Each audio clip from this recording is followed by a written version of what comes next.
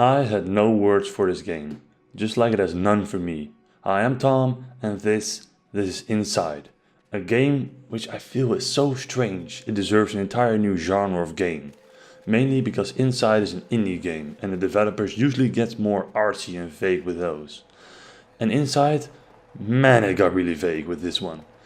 It's like some dev at the hardest day trip of their life, but instead of going somewhere happy, they went to the quietest place he could imagine. But for the time I spent playing this game, I actually liked it a lot. Which is pretty uncommon for indies, you know. But let me know in the comments, what is your favorite indie game?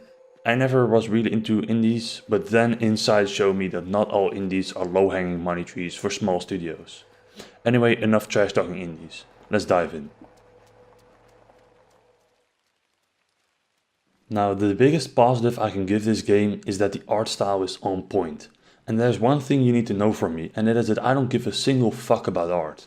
I don't understand it and I don't like it in general. Even with big titles like Battlefield 1 and Borderlands who look great and have a completely realistic or unrealistic art style that they completely nail. I don't really care. But then this game shows up and opens my cold heart and pours in some more cold dead stuff and triggers me in a sense that I have rarely felt before. It just looks grim and sad, which fits the game perfectly, and it makes me wish that there are more games that put this much emphasis on the way they look. The gameplay itself is incredibly simple, because you barely have to do anything. There are a large number of puzzles you have to solve, each of which you figure out after dying once or twice. Each puzzle leaves you with a satisfying feeling though, or just a feeling that you were a complete idiot for not figuring it out the first time. Which also leads me to the controls. You only have to use the move buttons and the spacebar to grab onto items, meaning that you can play the game with just one hand. Make joke about porn and only having to use one hand? You really want me to say it? Yeah, come on, it'll be funny. Do it. I haven't had this much fun with one hand since yesterday evening. You happy? Nah, it was good enough. Okay, but back to Inside now. The strange thing with this game though is that it only lasts for about 3 to 3.5 hours. But I'm actually okay with that. I didn't get the feeling it should be any longer and it shouldn't have dragged on. And I was happy with it when the game ended. I do feel that this is because there aren't a lot of mechanics in Inside and it would only feel repetitive if the game dragged on any longer.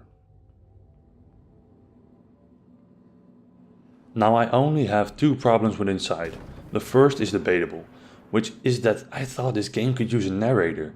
The world that has been created here is so interesting and intriguing that I want to know more about it, but none of the characters talk, in any way. No, wait, there are some little grunt noises at the end.